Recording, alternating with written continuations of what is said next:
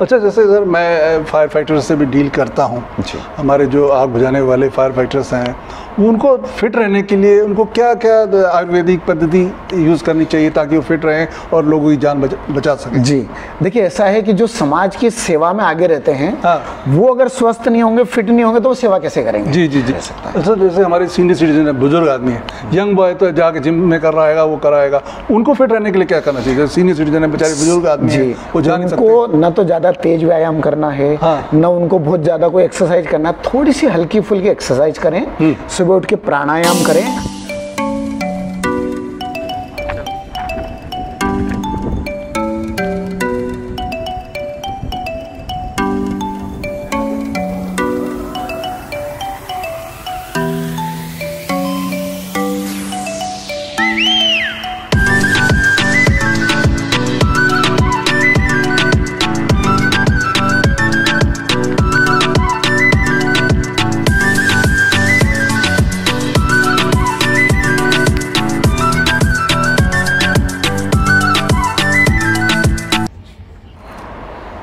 नमस्कार दोस्तों, मैं हरिंदरजीत सिंह अपने इस वीडियो में आपका स्वागत करता हूं।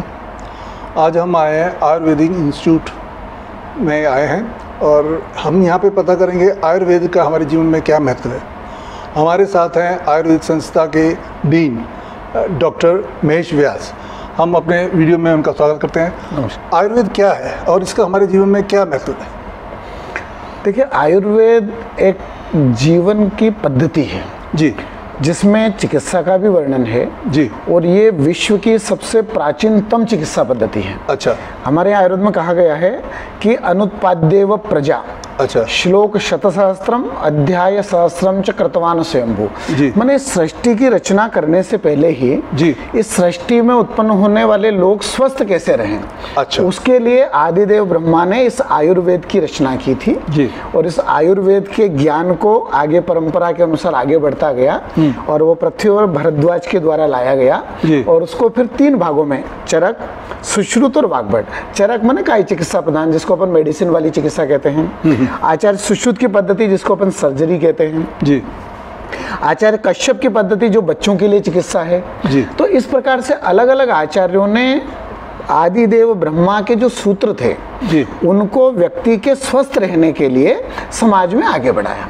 तो आयुर्वेद अनादिकाल से चला आ रहा है और आज भी उतना ही लाभकारी है। नहीं तो कई बार ये होता है कि आज से 3000 साल 4000 साल पहले जो चिकित्सा शुरू हुई, उसकी आज क्या आवश्यकता है? जी, हमने कोरोना काल में देखा है जी, जी, कि आज से 5000 साल पहले वाला जो आयुर्वेद है, उसने कोरोना काल में भी न केवल भारत में, पूरे विश्व में लोगों को स्वस्थ रखने में अपनी विशेष भूमिका रखी है। डॉक्टर साहब, जैसे MBBS है और एक BAMS है, इनमें दोनों में क्या फ़र्क क्या है? इस देखिए, 2 चिकित्सा पद्धति है जी। एक आयुर्वेद चिकित्सा पद्धति, एक एलोपैथी चिकित्सा पद्धति जी जी। जो हमारी भारतीय चिकित्सा पद्धति है जी जी, हमारे देश की चिकित्सा पद्धति, जो हमारी स्वदेशी चिकित्सा पद्धति है, वो आयुर्वेद या BAMS है। अच्छा, और जो विदेशों से आई है उसको हम MBBS कहते हैं, एलोपैथी कहते हैं जी जी। और उसका काल तो अभी मुश्किल से 200 साल पहले से शुरू हुई। ये तो ये चिकित्सा पद्धति 200 साल पुरानी है जी। और ये चिकित्सा पद्धति आज से 5000 वर्ष पुरानी है जी। और दूसरा एक बेसिक अंतर दोनों में ये है जी, कि एलोपैथिक चिकित्सा की कोई भी मेडिसिन व्यक्ति घर में नहीं बना सकता है। अच्छा, मतलब उसको मेडिसिन मेडिकल स्टोर से ही जाके लेना पड़ेगी। बिल्कुल बिल्कुल। और आयुर्वेद चिकित्सा पद्धति तो हमारे घर में, हमारे आसपास सब जगह उपलब्ध है कि हमारे घर में किचन में जो चीजें हैं उनसे हम चिकित्सा कर सकते हैं। और कोरोना काल में आयुर्वेद इसलिए ज्यादा सार्थक रहा कि किसी भी व्यक्ति के घर में हाइड्रोक्सी क्लोरोक्विन नहीं मिलेगा, लेकिन अगर किसी को कह दो कि आपके घर में तुलसी है, आपके घर में अदरक है, दालचीनी है, काली मिर्च है, तो इनको इस टाइप से काढ़ा बना करके आप ले लीजिए। तो कोरोना का इलाज भी हमने घर बैठे व्यक्ति को घर में से बिना बाहर निकाले आयुर्वेद के माध्यम से किया। तो आयुर्वेद जन जन में बसा हुआ है, घर घर में बसा हुआ है। और एलोपैथिक चिकित्सा पद्धति तो विदेशों से आई है और उसको अभी केवल 200 वर्ष हुए। ये दोनों में मुख्य अंतर है। सर, आयुर्वेद से किन किन बीमारियों का इलाज हो सकता है? देखिए, कुछ समय पहले हम ये कह सकते थे कि ज़्यादा जटिल बीमारियां उनका आयुर्वेद में इलाज नहीं है, ऐसा लोग कहते थे। लेकिन आज मैं आपको कहना चाहूँगा कि All India Institute of Ayurveda, Akhil Bharatiya Ayurveda संस्थान जैसे संस्थान भारतवर्ष में है। अभी गोवा में भी एक अखिल भारतीय आयुर्वेद संस्थान का शुभारंभ दिसंबर 11 को माननीय प्रधानमंत्री जी ने किया, जहाँ पर हर बीमारी का इलाज किया जाता है। अच्छा, माने टर्शरी केयर सेंटर है कि जिसको बाकी हॉस्पिटल वाले कह दें कि अब इनका इलाज नहीं कर सकते, आप इनको घर ले जाइए, उनका इलाज भी इस संस्थान में किया जाता है। मतलब आयुर्वेद छोटी से छोटी बीमारी से लगा करके गंभीर से गंभीर असाध्य बीमारियों की भी चिकित्सा करता है। आयुर्वेद में कैंसर की आजकल स्पेशल ओपीडी है। अच्छा, जिस रोग को हम कहते हैं कि उसका कहीं इलाज नहीं है, तो कहने का मतलब ये है कि सर्दी खांसी से लगा करके कैंसर तक सब व्याधियों का इलाज आज आयुर्वेद में है। उन सबके स्पेशलिस्ट आयुर्वेद में है। आयुर्वेद में ग्रेजुएशन है, पोस्ट ग्रेजुएशन है, और पोस्ट ग्रेजुएशन करने के बाद में पोस्ट डॉक्टर, जिसको अपन बोलते हैं पीएचडी की डिग्री, माने आयुर्वेद में सभी क्वालिफिकेशन है। तो आयुर्वेद में वेल क्वालिफाइड डॉक्टर आज पूरे भारतवर्ष में अवेलेबल हैं, और पूरे भारतवर्ष में करीब करीब 700 से ज्यादा कॉलेज हैं जहां पर नियमित रूप से आयुर्वेद की जो है वो पढ़ाई होती है, और बच्चे वहां से डिग्री करके, पोस्ट ग्रेजुएशन करके, पीएचडी करके बाहर निकलते। सर, इसकी अगर डॉक्टर बनना है आयुर्वेद के अंदर तो कितने साल का कोर्स है और क्या प्रोसीजर है इसका? देखिए, कोर्स दोनों का बिल्कुल सेम है। आयुर्वेद का और एमबीबीएस का दोनों का 4.5 साल का कोर्स है जी। उसके बाद में 1 साल की दोनों में इंटर्नशिप है जी। उसके बाद दोनों में एमडी की डिग्री 3 साल की है जी। दोनों में 3 साल की पीएचडी, मतलब ड्यूरेशन में कहीं कोई अंतर नहीं है। अच्छा। बस ये है कि आप एमबीबीएस में अगर हैं तो उस ड्यूरेशन में, ग्रेजुएशन में आप एमबीबीएस के जो प्रिंसिपल हैं, जो मेडिसिन है, जो चिकित्सा, उसको पढ़ते हैं। और आयुर्वेद में ग्रेजुएशन के समय हम आयुर्वेद के जो प्रिंसिपल हैं, चरक संहिता, सुश्रुत संहिता, आयुर्वेद के जो आहार हैं, विहार हैं, लाइफ स्टाइल है, जिनसे हम स्वस्थ रह सकते हैं, ये चीजें उसमें पढ़ाई जाती हैं। तो दोनों के विषय अलग अलग हैं, बाकी दोनों ही साइंस में एक ही जैसी डिग्री है, एक ही जैसा अध्ययन है, और दोनों ही व्यक्तियों को स्वस्थ करने में कार्यरत है। अच्छा सर, जैसे दूसरी उसमें है, जैसे प्रोस्टेट का है, उसमें सर्जरी होती है, क्या आयुर्वेद में भी कोई सर्जरी का प्रावधान है? सर्जरी के पिता या फादर ऑफ सर्जरी जो कहा जाता है वो आचार्य सुश्रुत को कहा जाता है। अच्छा, अच्छा। और भारत में नहीं, विदेशों में भी अगर आप देखेंगे तो जो एलोपैथी हॉस्पिटल है वहां पर आचार्य सुश्रुत का चित्र वो लगाते हैं। सर्जरी उनने प्रारंभ की थी। अच्छा। तो आयुर्वेद में सभी सर्जरी है। अच्छा। और आयुर्वेद के जो मुख्य इंस्टीट्यूशन है, जिनको मेडिकल कॉलेज कहते हैं, वहाँ पर सभी सर्जरी की जो है वो सुविधा उपलब्ध है। लेकिन काल क्रम में अगर हम देखें कि पिछले कुछ 200-300 साल पहले आयुर्वेद में सर्जरी थोड़ी कम हुई और केवल औषध चिकित्सा ज़्यादा रही, इसलिए सर्जरी का उपयोग कम है। अन्यथा हर एक सर्जरी उपलब्ध है और सर्जरी करने की प्रोसेस दोनों में सेम है। अच्छा। बस अंतर ये है कि प्री ऑपरेटिव और पोस्ट ऑपरेटिव जो ट्रीटमेंट है वो आयुर्वेद का अपना है और वहाँ पर एलोपैथिक का है। बाकी जो सर्जिकल प्रोसीजर है, अगर किसी को अपेंडिक्स का ऑपरेशन करना है तो आयुर्वेद वाला भी वैसे ही करेगा। अच्छा। एलोपैथी वाला भी वैसे ही करेगा। तो प्रोसीजर दोनों में सेम है, केवल उनकी मेडिसिन जो है दोनों में अपने अलग अलग है। सर, जैसे B12 की कमी हो जाती है कईयों को जी, तो उसके लिए तो उस एलोपैथी के अंदर मेडिसिन वगैरह आता है। अब जैसे कोई वेजिटेरियन है, वो नहीं करता, वो इसके अंदर क्या देखिए, ऐसा है कि आयुर्वेद ज्यादातर वेजिटेरियन चीजों पे ज्यादा बल देता है, क्योंकि उसमें तो कहीं मच्छी का तेल है, वो है। अपने यहाँ जरूरी नहीं कि आप नॉनवेज लें तो ही शरीर में विटामिन डी की, विटामिन B12 की, और जितने भी विटामिन सी है, विटामिन ए है, इनके लिए अपने को नॉनवेज खाना ही जरूरी नहीं है। जी। आयुर्वेद में हर विटामिन के लिए अलग अलग अपने यहाँ बता रखा कि इन फलों का आप सेवन करिए। आहार में कुछ चीजों का मिक्स, जैसे कई बार क्या कहते हैं कि अपन केवल ग्रेन में या जो व्हीट पाउडर है उनका यूज करते हैं, उसकी जगह खाने में मल्टीग्रेन का प्रयोग करते हैं। अलग अलग हमारे यहाँ फल है जिनमें विटामिन B12 रहता है। अच्छा, उसी प्रकार से कई प्रकार के हमारे यहाँ जो भोजन बनाने की रेसिपी है, अच्छा, उनमें जो चीजों को हम मिक्स करते हैं उनमें विटामिन का वो रहता है। तो हमारे यहाँ तो आयुर्वेद में तो पूरा विटामिन का विज्ञान है कि विटामिन ए से लगा करके जितने भी विटामिन हैं उन सबको बिना नॉनवेज के, बिना मेडिसिन के, बिना उनके हम ले सकते हैं। जैसे एग्जाम्पल के रूप में विटामिन सी है, तो विटामिन सी की टेबलेट लेने पर उतना शरीर में विटामिन सी नहीं होगा जितना सिर्फ आंवला और संतरा हम ले लें तो हमारे शरीर में विटामिन को बढ़ा देता है। जी। तो आयुर्वेद हर विटामिन के लिए अलग अलग फलों का विधान करता है। तो हम आयुर्वेद शास्त्र को अगर देखें तो हमारे शरीर में विटामिन की कभी डिफिशियंसी होगी नहीं। तो इसलिए ये नहीं कह सकते कि जो नॉनवेज नहीं खाते हैं उनमें विटामिन की डिफिशियंसी रहेगी, बिल्कुल नहीं रहेगी। हमारे यहाँ हर चीजें बता रखी कि इन चीजों का आप सेवन करें। अच्छा सर, कई अभी सुन रहे में आया है जैसे फास्टिंग से भी कई इलाज हो सकते हैं, क्या ये ठीक है या गलत है? देखिए, फास्टिंग एक थेरेपी है जी, और अगर आप देखें तो 2017 में एक नोबेल प्राइज मिला था जी, और वो नोबेल प्राइज मिला था ऑटोफेजी के ऊपर। अच्छा। ऑटोफेजी का मतलब होता है फास्टिंग, मतलब हमारी बॉडी काम कर रही है, हम कंटिन्यू अगर कुछ खाते ही जाएं और डिटॉक्स अगर उसको नहीं करें तो कई प्रकार की बीमारियां होती है। तो हमारे यहाँ तो ये चिकित्सा पद्धतियां, ये तो बाद में आई, हमारी संस्कृति में कहा था महीने में 2 दिन आप व्रत करिए, जिसको हम एकादशी कहते थे। उस दिन कुछ नहीं खाते थे। तो ये खास तौर से उपवास जो है शरीर को वापस 15 दिन के लिए स्वस्थ बना देता है। अच्छा। और आयुर्वेद में तो यहाँ तक कहा, वेद्या नाम शारदी माता पिता च कुसुमाकर। शारदी माने शरद ऋतु, जस्ट नवरात्रि का जो समय रहता है। हाँ, हाँ। और कुसुमाकर माने वसंत ऋतु, जिसको अपन बोलते हैं चैत्र नवरात्रि। अच्छा। ये 2 टाइम पर अगर व्यक्ति ने थोड़ा बहुत भी फास्ट कर लिया, हाँ, पूरा साल भर वो बीमार नहीं होगा। अच्छा। और इसीलिए हमारी संस्कृति में कह दिया आप नवरात्रि का व्रत करिए, क्योंकि व्यक्ति अपने शरीर का ध्यान उतना नहीं रखता है जितनी अपनी संस्कृति में आस्था रखता है। तो ये व्रत भी व्यक्ति को स्वस्थ रखने के लिए है। तो हम तो कहते हैं, अभी आधुनिक चिकित्सा विज्ञान ने रिसर्च किया। अच्छा। और रिसर्च करके वो कहते हैं कि आज 16 आवर का अगर फास्टिंग कर ले तो आपकी डायबिटीज वापस रिवर्स हो जाएगी। अब 16 आवर का फास्टिंग, उन्होंने कहा कि रात को 8 बजे खाना खाइए, दूसरे दिन 12 बजे तक कुछ मत खाइए, 16 घंटे हो गए। तो यहाँ पर 16 घंटे तक आपके शरीर में जो पहले का आम है, ज्यादा ओवर ईटिंग आपने करी है, उसको बैलेंस कर देता है। अब इसी चीज को हमारे यहाँ कहा था कि आप 24 घंटे का फास्टिंग कर लीजिए एकादशी के दिन, आप बिल्कुल स्वस्थ रहेंगे। पर उस बात को लोग इतना नहीं मानते थे। जब आज एलोपैथी वालों ने बोल दिया कि थोड़ा फास्टिंग कर दो, डायबिटीज ठीक हो जाएगा, हर व्यक्ति बिल्कुल नियम से वो करने लग गया। अगर हम हमारी संस्कृति पे चलते तो डायबिटीज होता ही नहीं। तो हमारी संस्कृति के सिद्धांत ऐसे हैं व्यक्ति को स्वस्थ रखने के।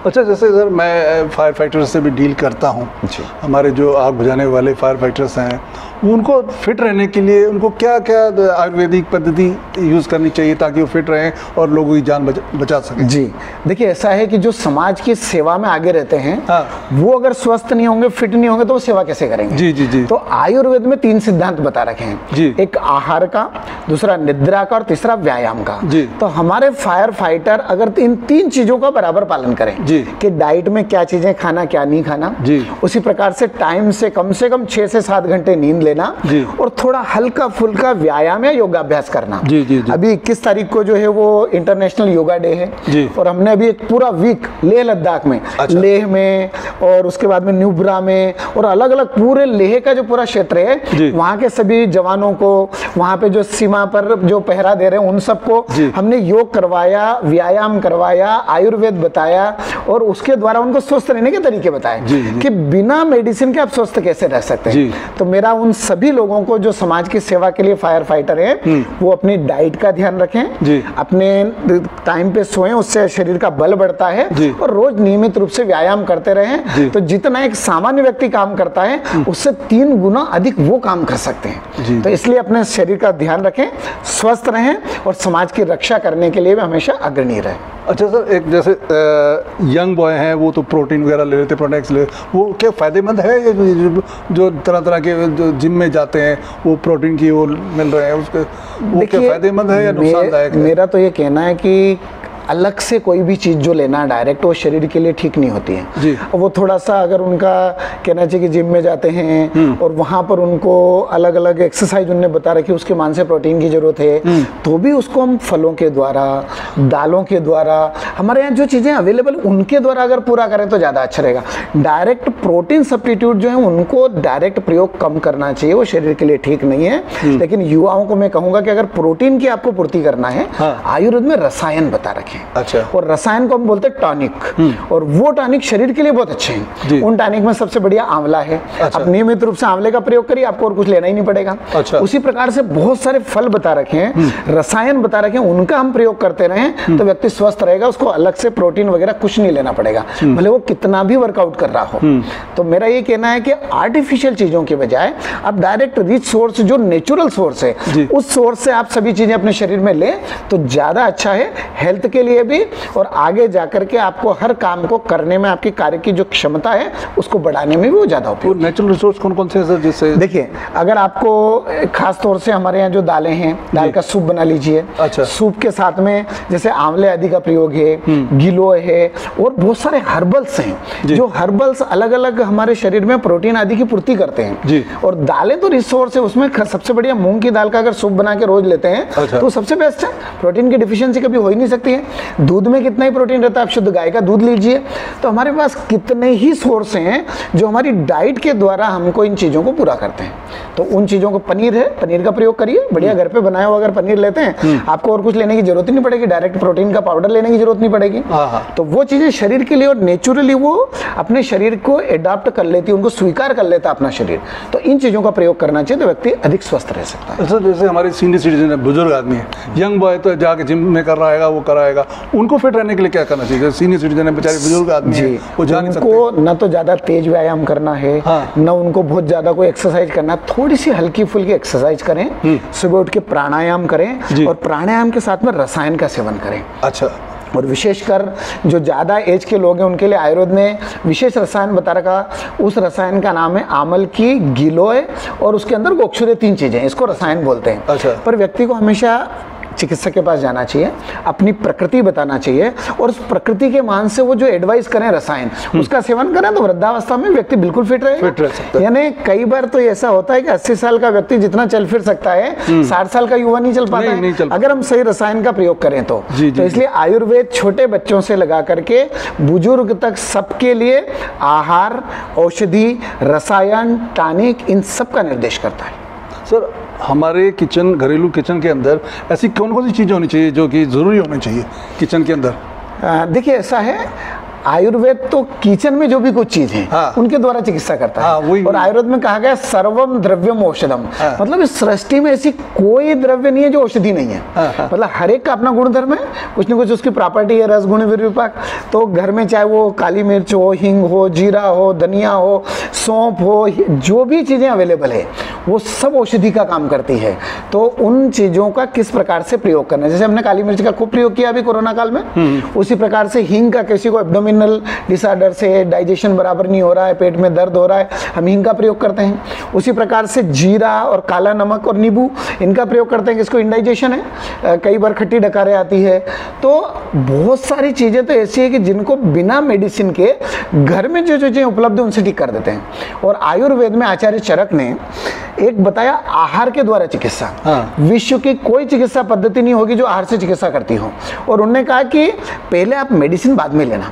अगर आपको हृदय रोग है तो यवागु दाढ़ी में साधिता, दाढ़ी माने अनार को बोलते हैं, अनार हृदय के लिए बहुत अच्छा है। तो उस अनार के द्वारा अगर आप मूंग या राइस उसके रस में बनाते हैं और वो अगर व्यक्ति को खिलाते हैं तो उसको हृदय रोग ठीक हो जाएगा। अच्छा। अब कई बार कोई व्यक्ति बहुत ज्यादा काम करते हैं, हाथ पांव में बहुत दर्द हो रहा है, तो आयुर्वेद कहता है कि पंचकोल का चूर्ण, इसको चावल के द्वारा साधित कर दीजिए तो ये दीपग्नि भी है और शूलग्नि भी है। तो जितनी व्याधियां हैं पहले तो आयुर्वेद ने उन सब का ट्रीटमेंट आहार के द्वारा बता दिया। और उससे अगर ठीक नहीं होता, आप क्रोनिक कंडीशन में चले गए, तब जाके ट्रीटमेंट लीजिए। तो आयुर्वेद सब व्याधियों की चिकित्सा आहार से करता है। और सही आहार का ले लिया तो आयुर्वेद में यहां तक कहा गया कि शक्यते अपि अन्न मात्रेण नरक कर्तुम निरामय, मात्र आहार के नियम को फॉलो कर लो तो जब तक आप जीवित रहोगे कभी बीमार नहीं होगे, पर हमेशा उनको पालन करना चाहिए। तो आहार तो व्याधि की उत्पत्ति उससे होती है, शरीर का पोषण भी उससे होता है। तो हमारे यहाँ, और आखिर हम तो क्या करते हैं कि यहाँ पे अलग अलग डाइट में उसका प्रयोग करते हैं। हम यहाँ पर समोसा, कचौरी, ये चीज़ों का प्रयोग नहीं करते हैं। यहाँ पर रागी, बाजरा, कोदो, ये हमारे यहाँ कैंटीन में भोजन बनता है। अच्छा। तो जो व्यक्ति यहाँ रह करके केवल हॉस्पिटल में एडमिट हो गया, बिना मेडिसिन खाए भी वो कहता है कि मैं ठीक हो जाता। अभी एक पेशेंट थे, उनको हृदय रोग था, ब्लड प्रेशर बहुत ज्यादा था, वो आके हॉस्पिटल में एडमिट हुए और वो करीब करीब 12 दिन बाद डिस्चार्ज हुए। तो वो ट्रीटमेंट करवाने तो घुटने का दर्द का आए थे। जाते टाइम वो बोलते हैं, बोले साहब मेरे को ब्लड प्रेशर की बहुत दिक्कत थी, पर मेरे पास खुद के पास मशीन है और जिस दिन से मैं हॉस्पिटल में एडमिट हुआ हूँ मेरा ब्लड प्रेशर बिल्कुल नॉर्मल है। अच्छा। बोले यहाँ का एडवांसफेयर ही ऐसा है, मतलब खाना पीना, उनको ब्लड प्रेशर के लिए हमने मेडिसिन नहीं दी, अभी 3-4 दिन पहले उनको डिस्चार्ज किया हमने। तो बोले कि मैं बिल्कुल ठीक हूँ और अब घर जाके यहाँ पे जो आप खाना देते थे ये खाऊंगा तो मेरा ब्लड प्रेशर ठीक रहेगा। तो आधी से ज़्यादा चीज़ें हम आहार से ही ठीक कर देते हैं। नहीं, कहीं तो सुना है आजकल बड़ा सुनते हैं कोलेस्ट्रॉल बढ़ गया जी। तो कोलेस्ट्रॉल के लिए उसमें एलोपैथिक में दवाइयाँ हैं, इसके अंदर आयुर्वेद में देखिए कोलेस्ट्रॉल जो है ना लाइफस्टाइल की डिजीज है। अच्छा, अब व्यक्ति क्या खाना खा रहा है, अब उसके बाद में उसके मान से वो काम नहीं कर रहा है। हम क्या घर से निकले, गाड़ी उठाई, जहाँ ऑफिस जाना वहाँ गाड़ी खड़ी करी, फिर वापस शाम को जब चले, मतलब फिजिकल एक्टिविटी होती ही नहीं है। तो कोलेस्ट्रॉल के लिए सुबह के टाइम रोज मॉर्निंग वॉक करें। खाने पीने में ऑयली चीजें, जो ट्रांसफैट रहता है ना, ये कोलेस्ट्रॉल को बहुत बढ़ाता है। अच्छा। आपको शुद्ध गाय का घी मिल जाए वो लीजिए, बिल्कुल कोलेस्ट्रॉल नहीं बढ़ेगा। अच्छा। और ये ट्रांसफैट जो बार बार तेल को उबाल करके उसमें नई नई चीजें अपन फ्राई करते रहते हैं, वो शरीर के लिए सबसे ज्यादा नुकसान करता है। इसलिए मैं प्राय लोगों को कहता हूँ कि बाहर का डीप फ्राई किया हुआ कुछ भी चीज मत खाइए। आपको भजिया पकौड़े खाना, घर पे बने हुए खाइए। बाहर तो अगर कढ़ाई में उसने 5 लीटर तेल डाला तो जब तक वो पूरा खत्म नहीं, मतलब लास्ट में तो उसका कलर ऐसा हो जाता है जैसे ऑयल जैसा, गाड़ी वगैरह में ऑयल डालते हैं वैसा काला हो जाता है। तो इसलिए ऐसी ऑयली चीजें नहीं खाने का, फ्रूट्स वगैरह खाते रहें। और सबसे बढ़िया हमारा गोमूत्र का अर्क है, और कोलेस्ट्रॉल को ठीक करने में बहुत अच्छा काम करता है। पर इन सब के लिए चिकित्सक से बात करें, वो जो एडवाइस करे फ्रूट्स की, जो डाइट की, जो मेडिसिन की, उसको लें, बिल्कुल ठीक हो जाएगा। अच्छा डॉक्टर साहब, मैंने ये भी सुना है आजकल लोग कहते हैं जो शक्कर वाली चीनी होती है, जो गुड़ की शक्कर, वो यूज़ की जाए वनस्पत, वो व्हाइट शुगर की जगह ब्राउन शुगर। देखिए हम तो 3 चीजों को खाने के लिए हमेशा मना करते हैं। अच्छा। एक तो शुगर, दूसरा साल्ट, और तीसरा मैदा। इन 3 सफेद चीजों को अपने आहार में से निकाल दीजिए, तो आप बिल्कुल 50% ठीक हो गए। नहीं, अब तो शुगर का उपयोग करने के बजाय जो जागरी गुड़ जो बनता है ना, गुड़ भी बिना केमिकल वाला। अगर गुड़ भी केमिकल से बनाया आपने तो वो भी नहीं खाना। अच्छा। पर जो गन्ने के रस जहाँ बनता है, वो उसको उबाल करके गुड़ बनाते हैं, आप उसको डाल के पीजिए तो आपको बिल्कुल नुकसान नहीं करेगा। तो वो शुगर को तो कम से कम प्रयोग करिए, नहीं करें तो और ज्यादा अच्छा है। उसकी बजाय नेचुरल सोर्स जो स्वीट रहते हैं, आम मीठे होते हैं, आप उनको खाइए, बनाना है, चीकू, ये सब चीजें मीठी है, तो आप शुगर में डालिए, इनका प्रयोग करिए तो आप स्वस्थ रहेंगे। तो हम तो कहते हैं नमक कम खाइए, शुगर का प्रयोग बिल्कुल कम करिए, और मैदे का उपयोग बिल्कुल कम करिए, क्योंकि मैदा जो है ना, ये शरीर में जाकर के खास तौर से आम को उत्पन्न करता है। उसकी जगह दलिया लीजिए, मोटा अनाज जो रहता है ना, दलिया लीजिए, वो शरीर के लिए ज्यादा अच्छा है। बजाय चपाती या बारीक पिसा हुआ मैदे वाली चीजें जो बनी रहती है, कचौरी, समोसा, वो शरीर के लिए ठीक नहीं है। जी डॉक्टर साहब, बहुत बहुत शुक्रिया, आपने हमें इतना टाइम दिया। ये थे head of the department doctor Umesh वैद्य। इन्होंने बहुत अच्छी चीज़ें बताई कि सीनियर सिटीजन को फिट रहने के लिए क्या करना चाहिए, फायर फाइटर्स के लिए क्या करना चाहिए, और आम पब्लिक को, आम लोगों को अपने फिट करने रहने के लिए कैसे करें, आयुर्वेद का यूज़ करना चाहिए। इसी के साथ मैं हरजीत सिंह आपसे विदा चाहता हूँ। नमस्कार।